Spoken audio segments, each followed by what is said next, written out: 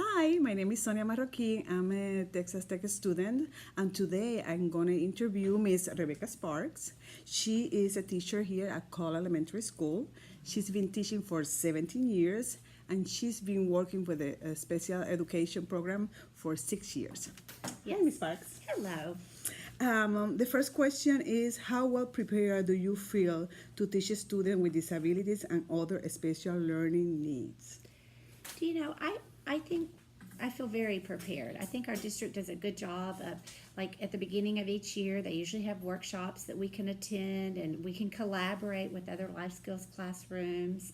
And I know Region 13 has a lot of online workshops that they encourage us to go through and work through. And for me, that works really well because I can do that at home, and sometimes in the afternoons I can find a workshop that I like and just keep working on it until I've completed it. So I think we have plenty of opportunities to where I do feel prepared. So you have your regular teacher certification and you have your SPED certification? Yes. Okay, Yes. okay, great. Did you complete a traditional program or alternative certification? I did do a traditional program. Oh, okay. Yes. How was the program? That was I thought it was a hard? great program. I think I graduated from Tarleton, and I just think they have a really good education program, and I learned a lot, and I felt prepared. I Okay, did. awesome. What is your role and responsibility in teaching students with disabilities? Okay, well, I am the teacher for PPCD, and I have two classes, a morning class and an afternoon class. My responsibilities are to prepare the lessons and to teach the classes, and I'm also in charge of their ARD meetings, their yearly ARD meetings, and any ARD that comes up throughout the year, in charge of creating their IEPs and implementing their IEPs. Okay, awesome. In your opinion, what are the characteristics of effective inclusive instruction?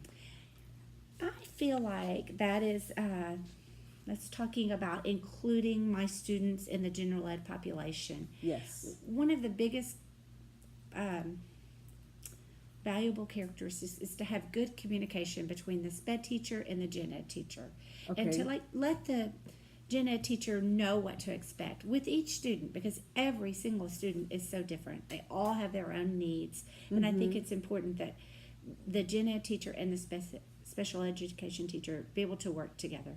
Awesome. Describe the frequency and methods of collaboration between you, Oh. the special education teacher, working with your students with disabilities. I talked about that just a little bit. I just think it's important that you have to collaborate. You have to make some time, whether it be email or in person or passing in the hallway. And I would like for there to be more time where you could sit down and talk with the gen ed teacher a little more. But it's important to find out, these are my expectations for my students. How's that going? What are they seeing? What would they like?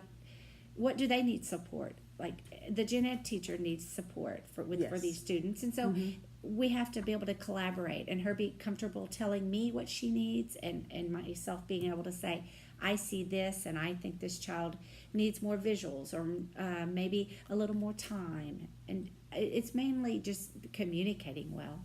Okay, awesome. In what ways are you providing effective instruction for students with disabilities? I think effective instruction means knowing your students based on their original evaluation. That's where we decide how to create their individual IEPs to begin with, and then through data collection and additional assessments that go on, or they're ongoing assessments. You're constantly assessing, and I think I'm effective when I see something that's not working, or then we adjust that, and we don't. It's daily. I feel like you're always making adjustments, and at the end of the day, I know that I'll ask my parents, how did you think that worked? Oh, what could we do different what could we do to make this child successful? Yeah, So that is I think awesome. just talking together helps. Yes. Okay. What is your biggest challenge in working with the students with disabilities? I would say getting to know what works for them, and often their behaviors. And I don't necessarily mean bad behaviors, good and bad. Learning what are their behaviors. What does that mean when, if a child is nonverbal and screaming? they're trying to communicate something, and every child is so different that you start to learn. You just have to learn that child, and the biggest challenge is learning your child's behaviors and what do they mean, and teaching them how to communicate effectively. Okay, awesome. And I will be in my own classroom next year, God willing. You will be. What recommendation do you have to help me prepare to teach a student with disabilities and other special learning needs? Oh, my biggest thing on that, and you can hear people say this in workshops and over and over and over, but to build a relationship with the child. And Okay. it's so important because they can see it in your eyes, they can feel it in your body language, and they can sense that you care about them and you like them. If they have that sense that you're annoying them or you're frustrated with them, then they react and they will not work for you. They just will not. Wow. They'll shut down. So as long as you always keep that in your mind, I have to build that relationship. And every day is a new day. Yes. And just start all over. If yesterday was a rough day, today's a new day. And we're gonna, Wow. you know. So a student with disability, they will know how I feel, the way that I react, they will know the difference. I feel like, and probably all students, but especially I've sensed that with SPED students, they read your body, and they know, and they will shut down for you. But if you have a good relationship, you'll just get more out of them. Yeah, yes. Which is great. Yeah, it's awesome. That's what we want. All right, thank you, Ms. Park. Thank you so much for letting me do this interview. I awesome. really appreciate you. Proud of Thank you. And she's an awesome teacher. Thank you. Thanks.